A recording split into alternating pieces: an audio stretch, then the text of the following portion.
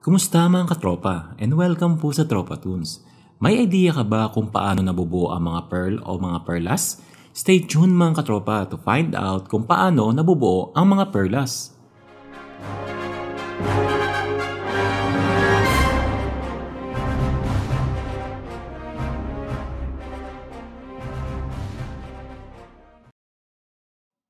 Ang mga pearl o perlas ay isang precious na mineral gem na nabubuo sa loob ng mga shelled mollusk tulad ng clam, mussels o tahong at mga oyster o talaba.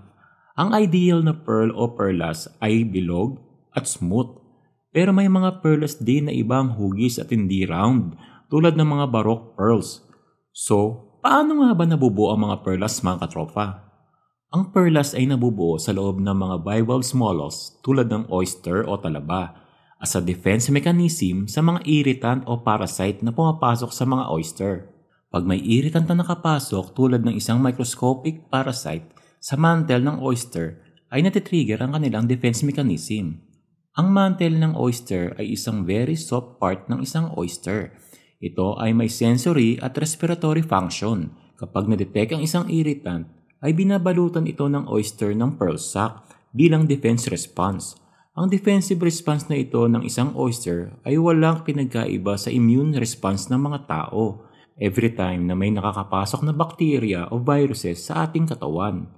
Gumagawa ang mga talaba ng pearl sac upang balutin ang irritation o parasite na nakapasok para i-contain ito.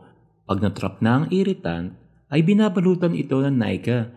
Ito ay kombinasyon ng aragonite at conchosyline na tinatawag din the mother of pearl. Ang NICA ay nagbibigay ng glow appearance sa mga perlas mga katropa. Continuous na binabalutan ng mga talaba ang irritant na ito. Ang 1,000 layers ng NICA ang binabalot ng mga talaba sa irritant na ito at dahil sa ganitong proseso ay nabubuo ang perlas. Ang mga perlas ay nabubuo at around 2 to 4 years mga katropa. Hindi lahat ng perlas ay magkakapareho. Ang quality at value nito ay depende sa uri ng oyster kung saan ito nagmula at kung paano ito nagawa. May 3 uri ng perlas mga katropa. Ito ay ang natural pearl, cultured pearl, at ang the less value na imitation pearl. Ang mga natural pearl ay pinakamahal at mataas ang quality at sila rin ang mga rarest mga katropa. Ang natural pearl ay nabubuo sa pamamagitan ng natural na pamamaraan ng ating kalikasan. At dahil dito, konti lang ang mga natural pearls sa market mga katropa. At dahil sa hirap ng proseso sa paghahanap ng mga natural pearl, kaya nagkaroon ng mga cultured pearls. Ang cultured pearl ay halos the same lang ng proseso ng mga natural pearl mga katropa sa pagbuo ng mga perlas. Ang pinagkaiba lang nila ay ang method kung paano ma-introduce ang irritant sa mga oyster o talaba. Sa cultured pearl, surgically na nilalagay ang irritant sa loob ng talaba. Ang mga irritant na ito, na mostly a very small part of ng shell, ay manually implanted mga katropa. Sa ganitong pamamaraan, mapapabilis ang produksyon ng perlas at magaranti ang round shape ng mga ito. Mostly, cultured pearl ang mga nasa market ngayon mga katropa at less ang value nito compared sa mga natural pearl. Ang mga natural at cultured pearl ay maituturing na mga authentic pearl base sa mga expert mga katropa. Ang mga imitation pearl ay ang mga artificial pearl na ginagawa sa laboratory.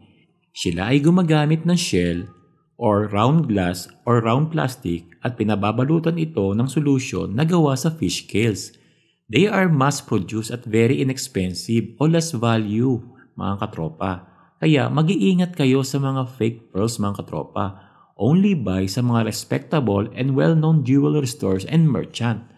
So mga katropa, I hope may natutunan kayo sa video na ito. If you like the video, please hit the like and subscribe button. Turn on the notification bell para lagi kang updated sa mga bagong kaalaman. Once again, thank you for watching mga katropa and see you in our next video upload. Bye mga katropa!